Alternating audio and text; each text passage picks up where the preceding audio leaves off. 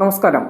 2018 പ്രളയത്തിൽ ആലപ്പുഴ മുങ്ങാൻ കാരണം Mathew T Thomas ആണെന്ന് പറഞ്ഞുള്ള മന്ത്രി കെ കൃഷ്ണൻകുട്ടിയുടെ ശബ്ദരേഖ പുറത്തെത്തി. 2018 പ്രളയം മനുഷ്യനിർമ്മിതമാണെന്ന് പാർട്ടി നേതാവിനോട് കൃഷ്ണൻകുട്ടി ഫോണിൽ പറയുന്ന ശബ്ദരേഖയാണ് പുറത്തു വന്നത്. കോൺഗ്രസ് നേതാവ് മാത്യു കുഴൽനാടനാണ് വാർത്താ സമ്മേളനത്തിൽ ശബ്ദരേഖ പുറത്തുവിട്ടത്. ഡാമുകൾ തുറക്കാതിരുന്നത് ഉദ്യോഗസ്ഥരുടെ അഴിമതിയാണെന്നാണ് ശബ്ദരേഖയിൽ പറയുന്നത്. തോട്ടപ്പള്ളി സ്പിൽവേ തുറക്കാത്തത് മേരി മാത കൺസ്ട്രക്ഷൻ കമ്പനിക്ക് വേണ്ടിയാണ്. ഇതിൽ മാത്യു ടി തോമസിന് പങ്കുണ്ടെന്നാണ് കൃഷ്ണൻകുട്ടി പറയുന്നത്. തോട്ടപ്പള്ളി സ്പിൽവേ തുറക്കാത്തത് മേരി മാത കമ്പനിക്ക് വേണ്ടിയായിരുന്നു. കോടികളുടെ അഴിമതിയാണ് ഇതിന് പിന്നിലെന്ന് കുഴൽനാടനും ആരോപിക്കുന്നു. തോട്ടപ്പള്ളി സ്പിൽവേയിലെ മണൽ നീക്കം ചെയ്യുന്നതുമായി ബന്ധപ്പെട്ട് കരാറുകാരെ സഹായിക്കാൻ ബോധപൂർവം സ്പിൽവേ തുറക്കാതെ വൈകിപ്പിച്ചുവെന്നാണ് ശബ്ദരേഖയിൽ കൃഷ്ണൻകുട്ടി ആരോപിക്കുന്നത്. ഇതുവഴി 300 മുതൽ 500 കോടി രൂപ വരെ ലാഭം ഉണ്ടാക്കിയതായും സംഭാഷണത്തിൽ പറയുന്നുണ്ട്. തമിഴ്നാടിന് അവകാശപ്പെട്ട വെള്ളം ചാലക്കുടി പുഴയിലേക്ക് തുറന്നു വിട്ടപ്പോൾ ചാലക്കുടിയിൽ പ്രളയമുണ്ടായതായും സംഭാഷണത്തിൽ പറയുന്നു. ശബ്ദരേഖ കേൾക്കാം. ഞാനത് അതൊന്ന് പറയാം. അപ്പൊ അത് നോക്കിയിട്ട് ഇപ്പോ ഇവന്റെ അഴിമതിയാണെങ്കിൽ ഇവൻ അങ്ങനെ പുണ്യവാളിലൊന്നും വേണ്ട. എന്താ വെച്ചാല് ശ്രദ്ധിച്ച് കേട്ടോ, എന്നാലേ മനസ്സിലാവുള്ളൂ. തോട്ടപ്പള്ളി സ്പിൽവേ ഇവനെന്താ തുറക്കാതിരുന്നു? ഒരു മാസം മുമ്പ് തുറക്കേണ്ടതാണ്. എക്സിക്യൂട്ടീവ് എഞ്ചിനീയർ തുറക്കണമെന്ന് ആവശ്യപ്പെട്ടും തുറക്കണ്ട പറഞ്ഞു. എന്താ കാരണം അറിയോ? അത് തുറന്നാൽ അതിന്റെ താഴെയുള്ള മണൽത്തിട്ടുണ്ട്. ആ മണൽത്തിട്ട് വെള്ളം കൊണ്ടുപോകും. ആ മണൽത്തിട്ടിന്റെ കരാർ എടുത്തിരിക്കുന്നത് മേരി മാതാവ് പറഞ്ഞ കോൺട്രാക്ടറാണ്. അവന് കൊടുത്തിരിക്കുന്നത് വെറും ക്യൂബിക് ഫീറ്റിന് 62 റുപ്പിക്കാണ്.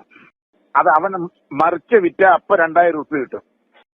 അവിടെ ഒന്നും ചെയ്യാണ്ട് അതിന് എത്ര റുപ്യ കിട്ടും? ഒരു എല്ലാ ചെലവും കഴിഞ്ഞ് ഒരു 300 കോടി എങ്കിലും കിട്ടും. 500 കോടിന് വിൽക്കും, 300 കോടിന് കിട്ടും. അവന് വേണ്ടിയാണ് തുറക്കാണ്ടായത്.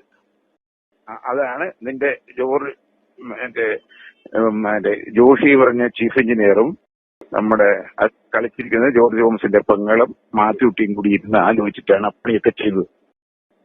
അഴിമതി നടന്നു. അവന്റെ പുണ്യവാനൊക്കെ ഉണ്ടല്ലോ. ഒന്ന്. രണ്ടാമത്തത്, ഇനി അവൻ അങ്ങനെ പുണ്യവാനൊന്നും വേണ്ട. അവിടെ മണിയാറ് പറഞ്ഞ പ്രോജക്റ്റ് ഉണ്ട് അവിടെ പമ്പയുടെ മുകളില്. അത് ഇറിഗേഷന്റെ പ്രോജക്റ്റാണ്. അതിന്റെ മുകളിൽ 2 ഇലക്ട്രിസിറ്റിയുടെ പ്രോജക്റ്റ് ഉണ്ട്. ആ പ്രോജക്റ്റിൽ കറണ്ട് എടുക്കുന്നത് പ്രൈവറ്റ് കമ്പനിയാണ്. കാർബൺ ഒന്ന്, വേറെ 2 സ്വകാര്യ തമിഴന്മാരുമാണ് എടുക്കുന്നത്.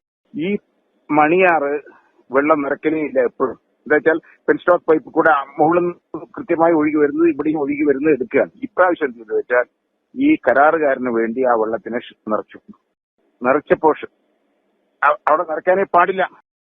അവിടെ ഷട്ടറിട്ട് നിറച്ചപ്പോ ഗതികേട്ടിന് എന്ത് അറിയോ? ഒരു മരം വന്ന് പൊഴഞ്ഞ് അതിന്റെ ഉള്ളിൽ ക്രോസ് ആയി കിടന്നു. അത് വലിക്കാൻ പറ്റണ്ടായി. അപ്പോ അവൻ എത്ര ലാഭം കിട്ടി? ഇതിന്റെ വെള്ളം തുറക്കണോ തുറക്കണ്ടയോ ഒക്കെ ഡിസാസ്റ്റർ മാനേജ്മെന്റ് സെക്രട്ടറി ആരാണ്? ഇറിഗേഷന്റെ ചീഫ് എഞ്ചിനീയറാണ്. ജോഷി കണ്ണി MP ഇവർക്കൊക്കെ വെള്ളം നിറയ്ക്കാനുള്ള സൗകര്യം കൊടുത്തു. ആ വെള്ളം നിറച്ചു കൊടുത്ത് 8 കോടി റുപ്യാണ് അവർക്ക് ഇലക്ട്രിസിറ്റി ഉണ്ടാക്കിയത് പുതുതായി പ്രൈവറ്റ് കമ്പനിക്ക്. എന്നിട്ട് വെള്ളം ഓവറായി വന്നപ്പോ അടിയിലെ സ്ലൂയിസ് തുറന്നതാണ് ചെങ്ങന്നൂരും ഇവിടെ എല്ലാം നശിക്കാൻ കാരണം. ഇത് അടിയിലെ സ്ലൂയിസ് തുറന്നുകൊണ്ടാണ് ചെളി കയറിയത്. അല്ലെങ്കിൽ സ്ലൂയിസ് തുറക്കാറില്ല. അങ്ങനെ നശിപ്പിച്ചു ഇവരെ. അത് കാർപ്പറേറ്റ് നിന്ന് കാശാർക്ക് കിട്ടി. 2. മൂന്നാമത്തെ കേസ് കിട്ടിയ പറമ്പിക്കുളം തൂണക്കടവ് ഷോളയാറ് ഇതൊക്കെ നമ്മളാണ് ഇറിഗേഷന്റെ ഇപ്രാവശ്യത്തെ ചെയർമാൻ. ഒരു കൊല്ലം നമ്മളും ഒരു കൊല്ലം അവരുമാണ്. തമിഴ്നാട് ഒരു കൊല്ലം നമ്മളും ഒരു കൊല്ലം. ഇക്കെല്ലാം നമ്മളാണ്. ജോഷിയാണ് ചെയർമാൻ. വെള്ളം എപ്പോ തുറക്കണ്ട തീരുമാനിക്കുന്നത് ജോഷിയാണ്. അപ്പൊ ആ വെള്ളം തമിഴ്നാട് കൊണ്ടുപോകാതെ ആ വെള്ളം മുഴുവൻ കേരളത്തിലേക്ക് തുറന്നു വിടാൻ ഇവൻ കൂട്ടുനിന്നു. എന്താ വെച്ചാൽ ശ്രദ്ധിച്ചോ 1400 ക്യൂസെക്സ് വെള്ളം കൊണ്ടുപോകാൻ കൊണ്ടൂർ കനാലിൽ കൂടെ തമിഴ്നാട് കൊണ്ടുപോകാനുള്ള കപ്പാസിറ്റി ഉണ്ട്. 800 കൊണ്ടുപോയുള്ളൂ. 35 മെഗാവാട്ട് അവിടെ ഇലക്ട്രിസിറ്റി ഉൽപ്പാദിപ്പിക്കേണ്ട അവിടെ 20 മെഗാവാട്ടേ ഉൽപ്പാദിപ്പിച്ചു. എന്താ കാരണം? അവിടെ 100-200 കോടി റുപ്യയുടെ വർക്ക് നടക്കുന്നുണ്ട് ഇവിടെ തമിഴ്നാട്ടിൽ. ഈ വെള്ളം പോയാൽ ആ വർക്കിനെ മുഴുവൻ വയ്ക്കാൻ ആ കരാറുകാരനാണ് ഇവര് വന്ന് കണ്ടത്. ആ കരാറുകാരൻ ജോഷിനെ കണ്ട് ഇവർക്ക് ഒരു വീതം കൊടുത്തപ്പോ ആ വെള്ളത്തിന് എന്ത് ചെയ്തു? പെരിങ്ങൽകുത്തിലേക്ക് തുറന്നു വിട്ടു. ചാലക്കുടി പുഴപ്പം അങ്ങനെയാണ് ചാലക്കുടി പുഴ മുഴുവൻ പോയത്. മനസ്സിലായേ? പുണ്യവാളൻ കാശ് ഞാൻ വലിയ ആദർശവാനാണ് പറയണ്ടല്ലോ. ഇത് എത്ര കോടി റുപ്യ ഉണ്ടാക്കിണ്ടാവും? ഇതാണ് പരിശുദ്ധനായ ആളുടെ കഥ. ഇതാണ് കഥ. ഇത് നിങ്ങള് നിന്റെ കമ്മിറ്റി വന്നാ പറയാൻ പറ. ഇനി അത്യാവശ്യം വേണ്ടപ്പെട്ടവർക്കൊക്കെ ഒന്ന് പറഞ്ഞു കൊടുത്തു. കമ്മിറ്റി ഇപ്പൊ നാണൂട്ടം പറഞ്ഞിട്ടല്ലേ വിളിക്കുള്ളൂ.